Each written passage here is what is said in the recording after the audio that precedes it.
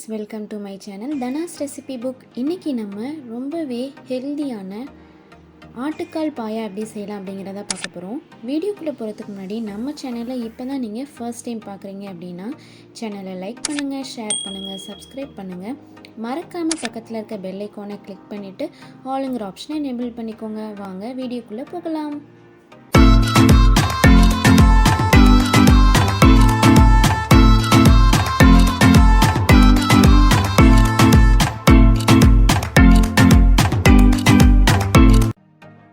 நாலு ஆட்டுக்காலை நல்லா கட் பண்ணி நல்லா வாஷ் பண்ணி முதல் நாள் நைட்டே நம்ம தண்ணியில் ஊற வைக்கணும். தண்ணியில் ஊற வைக்கிறதால நமக்கு ஆட்டுக்கால் நல்லா சாஃப்டாகும், வேகிறதுக்கு குயிக்காக நமக்கு வேகிறதுக்கு ஹெல்ப் பண்ணும். இப்போ இந்த ஆட்டுக்காலை நம்ம குக்கரில் சேர்த்துக்கலாம். ஒரு பெரிய வெங்காயத்தை நல்லா பொடியாக நறுக்கி வச்சுருக்கிறேன், அதை சேர்த்துக்கலாம்.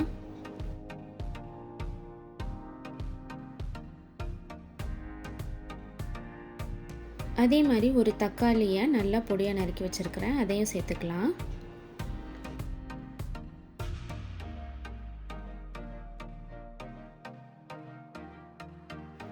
அரை டீஸ்பூன் கரம் மசாலாவை சேர்த்துக்கலாம்.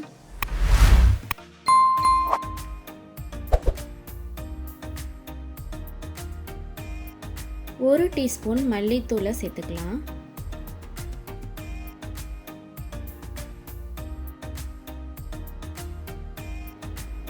ஒரு டீஸ்பூன் மிளகாய்த்தூளை சேர்த்துக்கலாம். ஒரு பிரியாணி இலையை சேர்த்துக்கலாம். ஒரு அன்னாச்சி பூவும் சேர்த்துக்கலாம்.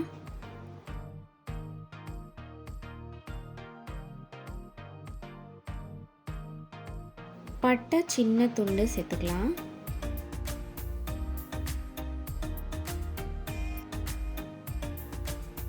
ரெண்டு கிராம்பு சேர்த்துக்கலாம்.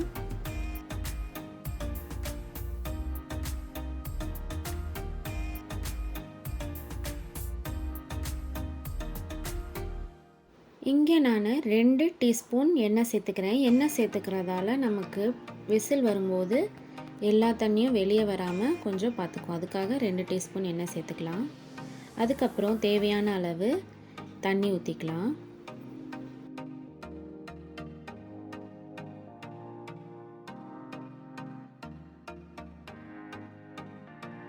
நல்லா மிக்ஸ் பண்ணிக்கலாம்.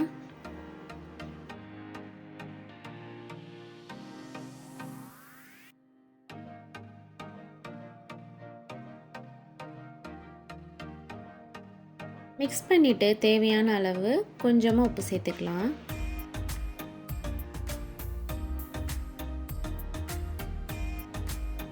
அதுக்கப்புறம் 1/4 டீஸ்பூன் நம்ம மஞ்சத்தூள் சேர்த்துக்கலாம்.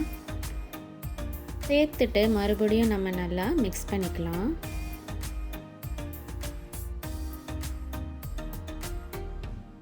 இப்போ நம்ம குக்கரை மூடி போட்டுட்டு அடுப்பை ஆன் பண்ணிடலாம். ஒரு 10லேருந்து 12 விசில் வரைக்கும் இதை அப்படியே விட்டுடலாம். அதுக்குள்ளே நம்ம இதுக்கு தேவையான பேஸ்ட்டை அரைச்சிக்கலாம். ஒரு மிக்ஸி ஜாரில் 1/4 கப் அளவு துருவின தேங்காய் எடுத்துக்கலாம்.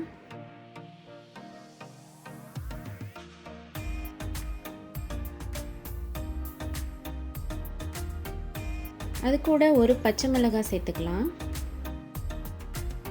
முந்திரி பருப்பு ஒரு 6 இல்லை 7 சேர்த்துக்கலாம்.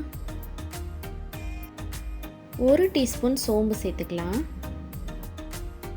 இங்கே கசகசாவை ஒரு டீஸ்பூன் நான் ஒரு 5 நிமிஷம் தண்ணியில் ஊற வச்சுருக்கிறேன், அதையும் சேர்த்துக்கலாம்.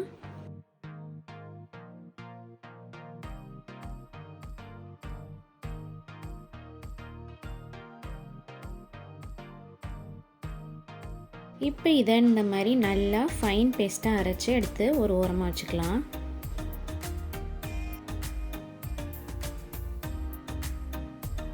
பன்னெண்டு விசில் முடிஞ்சு நமக்கு ப்ரெஷரும் ரிலீஸ் ஆகிடுச்சு. இப்போ நம்ம ஓப்பன் பண்ணி பார்க்கலாம். ஆட்டுக்கால் வெந்திருக்கான்னு செக் பண்ணலாம். பாருங்கள், சூப்பராகவே வெந்திருக்குது, நல்லா சாஃப்டாக வெந்திருக்குது. இப்போ இதை நம்ம வேறு பவுலுக்கு ட்ரான்ஸ்ஃபர் பண்ணிவிட்டு இதே குக்கரில் நம்ம தாளித்து விடலாம். ஸோ குக்கரில் நம்ம 2 டேபிள் ஸ்பூன் எண்ணெய் சேர்த்துக்கலாம். எண்ணெய் காஞ்சதும் நம்ம ஒரு அரை டீஸ்பூன் அளவு சோம்பு சேர்த்துக்கலாம்.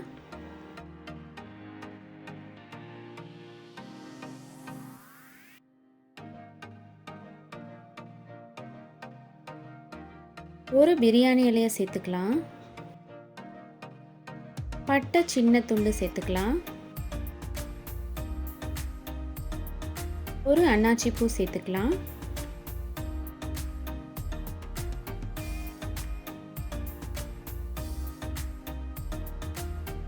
சேர்த்துட்டு வதக்கிட்டு கொஞ்சமாக நம்ம கருவேப்பிலையும் சேர்த்துக்கலாம்.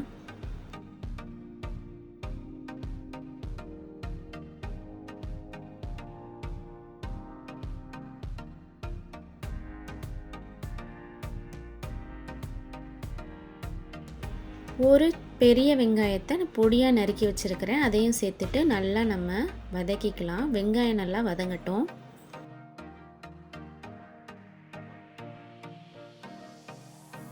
வெங்காயம் வதங்கிடுச்சு. இப்போ நம்ம 1.5 டேபிள் ஸ்பூன் அளவு இஞ்சி பூண்டு விழுது சேர்த்துட்டு அதையும் நம்ம நல்லா பச்சை வாசனை போகிற வரைக்கும் வதக்கிக்கலாம்.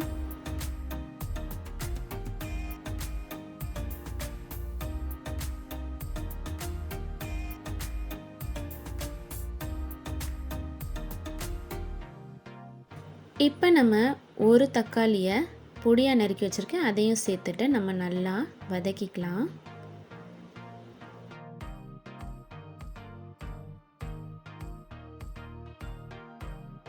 கால் டீஸ்பூன் நம்ம மஞ்சள்தூள் சேர்த்துக்கலாம். லைட்டாக உப்பு சேர்த்துக்கலாம், ஏன்னா அதுக்கப்புறம் பின்னாடி நம்ம வேணும்னா சேர்த்துக்கலாம்.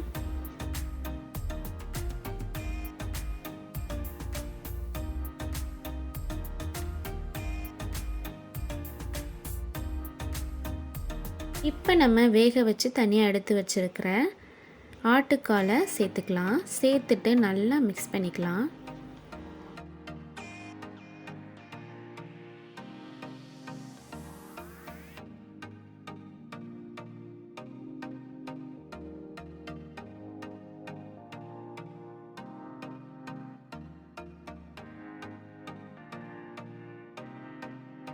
இப்போ நம்ம அரைச்சி வச்சுருக்கிற இந்த தேங்காய் விழுதை சேர்த்துக்கலாம்.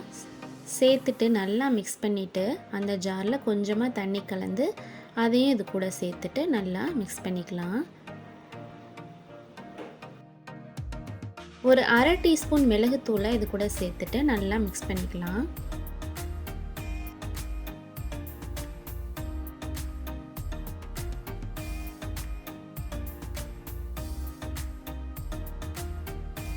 இப்போ நம்ம லாஸ்ட்டாக ஒரு தடவை உப்பை செக் பண்ணிக்கலாம். வேணும்னா சேர்த்துக்கலாம், வேணான்னா விட்டுடலாம்.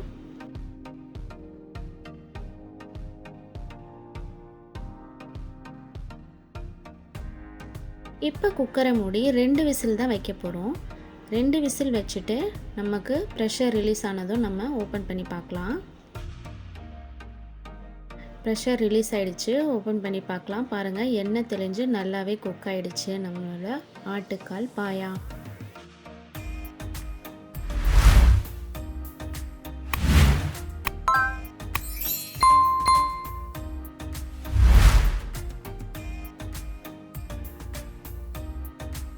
இப்போ நம்ம இதை ஒரு சர்விங் பவுலுக்கு ட்ரான்ஸ்ஃபர் பண்ணிடலாம்.